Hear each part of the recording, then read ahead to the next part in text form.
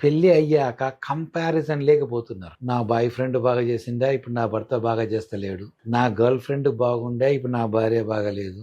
ఇలా వీళ్ళు ఆ పోల్చుకొని పోట్లాటలకు పోయి సంసారాన్ని చిన్నాభిన్నం చేసుకు. అందుకనే వీళ్ళకి వివాహానికి ముందే ఇద్దరు ఎవరైతే కాబోయే దంపతులు ఆ కుటుంబం ఈ కుటుంబం నిర్ణయించుకొని మన ఇద్దరము వీళ్ళ పిల్లలకు పెళ్లి చేద్దాం అనుకుంటారో వాళ్లకు కౌన్సిలింగ్ ద్వారా కొన్ని పరీక్షల ద్వారా వీళ్ళు పెళ్లికి మానసికంగా తయారై ఉన్నారా, శారీరకంగా వీళ్ళు పెళ్లికి అర్హులా, వీళ్ళు పెళ్లి చేసుకుంటే ఏమైనా జబ్బులు ఉన్నాయా వీళ్ళ శరీరాల్లో అని కౌన్సిలింగ్ ద్వారా రక్త పరీక్ష ద్వారా తేల్చి వాళ్లకు పెళ్లి అంటే ఏంటి, పెళ్లి ఎందుకు చేసుకుంటాం, పెళ్లిలో అడ్జస్ట్మెంట్ పాత్ర ఎంత, ఎలా నడుచుకోవాలి, ఈ కుటుంబ వ్యవస్థని ఎలా ముందుకు తీసుకెళ్ళాలి అన్నవి నేర్పించడం జరుగుతుంది.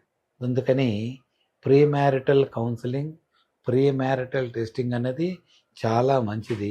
అంగస్తంభన సమస్య ఉందా లేదా తెలుసుకోవడానికి ఆ కుర్రాడికి రెజీ స్కాన్ అనే పరీక్ష, డాప్లర్ ఫ్లో టెస్ట్ అనే పరీక్ష, సీరం టెస్టోస్టిరాన్ అనే పరీక్ష, ఈస్ట్రోజన్ ప్రొలాక్టిన్ అనే పరీక్ష ముందు ఆ కుర్రాడిని మనం ఈ టెస్టులు చేసి నిర్ధారిస్తుంటాం.